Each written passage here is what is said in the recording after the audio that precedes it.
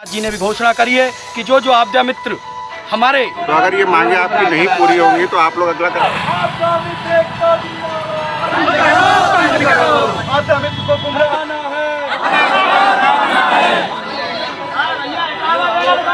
और आप अपना परिचय देते हुए बताइए कि आज जो यहाँ पे धरना हो रहा है वो किस मुद्दों को लेके हो रहा है। सर, मेरा नाम देवेंद्र सिंह निषाद है और मैं डिस्ट्रिक्ट बुलंदशहर से चल के एक अपनी टीम के साथ उत्तर प्रदेश आपदा मित्र एसोसिएशन जो हमारा संगठन है उसके माध्यम से हम लगातार इसी को गार्डन में पहले भी 2 से 3 बार धरना दे चुके हैं। शासन प्रशासन को हम लगातार बता चुके हैं कि जो हमसे लगातार कार्य कराए जाते हैं उन कार्यों में हम अपनी जान को भी जोखिम में लगा देते हैं, अपने परिवार को छोड़कर भी हम लोगों की मदद करने के लिए चले जाते हैं। लेकिन हमसे सरकार लगातार काम लेती है, लेकिन आज तक कोई भी किसी तरह का मानदेय नहीं देती है। हम देखते हैं लगातार जहां से भी अगर आधी रात फ़ोन भी आता है तो हमारे बीच से आपदा मित्र, आपदा सखी, चाहे जाड़ा हो, चाहे बरसात हो, चाहे सर्दी हो, चाहे गर्मी हो, वो अपने घर परिवार को छोड़कर उस जगह मदद करने के लिए पहुंच जाते हैं। सरकार जो हम देखते हैं लगातार जो ये शासन प्रशासन ने लागू किया, SDMA के माध्यम से, DDMA के माध्यम से हम लोगों को जोड़ा गया। डिस्ट्रिक्ट डिजास्टर मैनेजमेंट में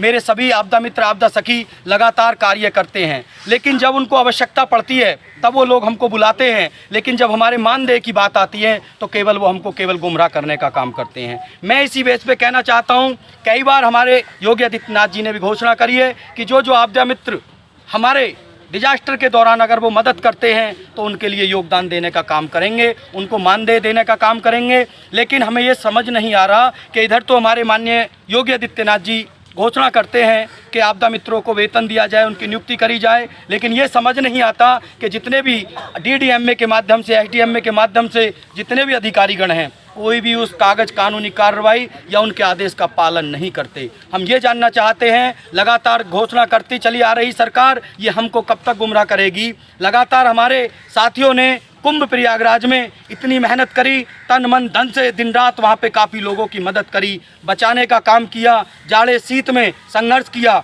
वहाँ पे सरकार ने पहले ही 1 करोड़ रुपए की घोषणा करी थी, लेकिन अभी तक हमारे किसी भी आपदा मित्र, आपदा सखी को वहाँ पे 45 दिन काम करने का 1 भी रुपया, 1 भी मानदेय नहीं दिया गया है।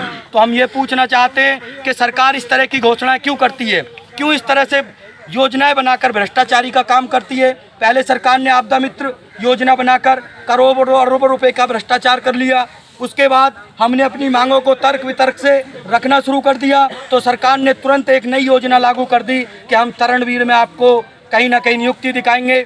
जब हमारी मांगें और भी तेज हुई, हम सब ने, कुछ हमारे साथियों ने तरणवीर का भी जाके प्रशिक्षण ग्रहण करा, लेकिन आज तक ना तो किसी को तरणवीर में जगह मिली है, ना ही आज तक किसी तरणवीर में किसी भाई को मानदेय मिला। आज यहाँ पे कहाँ से लोग आए हैं? आज हमारे यहाँ उत्तर प्रदेश के 27 जिलों में आपदा मित्र, आपदा सखी नियुक्त हैं। सभी जिलों से, हमारे पूरे उत्तर प्रदेश से सभी जिलों में जहाँ जहाँ आपदा मित्र, आपदा सखी नियुक्त हैं, मैं आपको गिना नहीं सकता।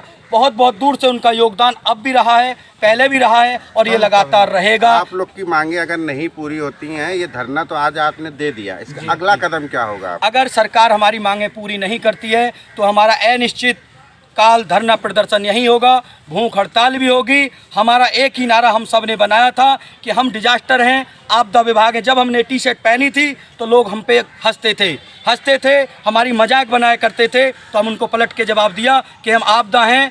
आपदा के रूप में जहां लोगों को जाने से घबराहट होती है, जहां लोगों को पहुंचने से अपनी जान की बाजी लगाने में खतरा होता है, वहां आपदा मित्र, आपदा सखी जाकर अपनी जान की बाजी लगाकर हर डिजास्टर में सभी लोगों की मदद करते हैं। प्रशासन से कोई आपसे मिलने आया? आज तक कोई भी शासन प्रशासन से मिलने नहीं आया है।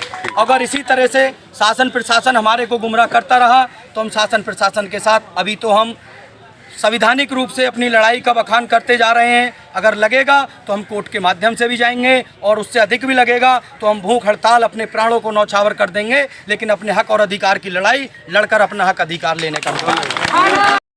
मैं प्रदीप कुमार जी, संगठन अध्यक्ष। आज आप लोग हजारों की संख्या में यहाँ पे धरना प्रदर्शन कर रहे हैं, क्या प्रमुख समस्या है?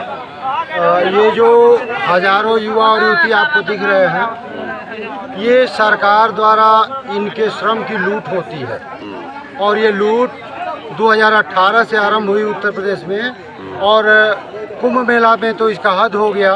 45 दिन की लूट हुई है और 1 रुपया नहीं दिया गया है अभी भी किसी भी श्रम का मूल्य।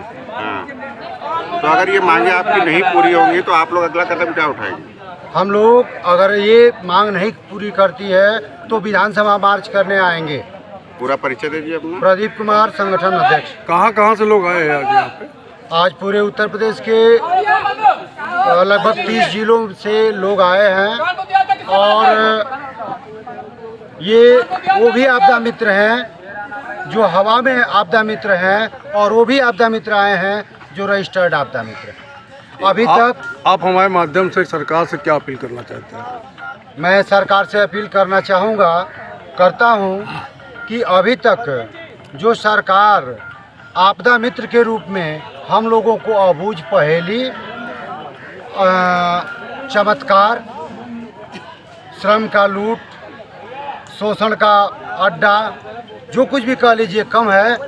यानी हम लोग अभी भी हवा में उड़ रहे हैं और अगर सरकार हम लोगों की बात नहीं मानती तो हम लोग हवा में उड़ने नहीं देंगे, अपना उपहास होने नहीं देंगे और लड़के उनसे अपना श्रम का मूल्य लेंगे, नियुक्ति और वेतन को लिया जाएगा। ठीक बहुत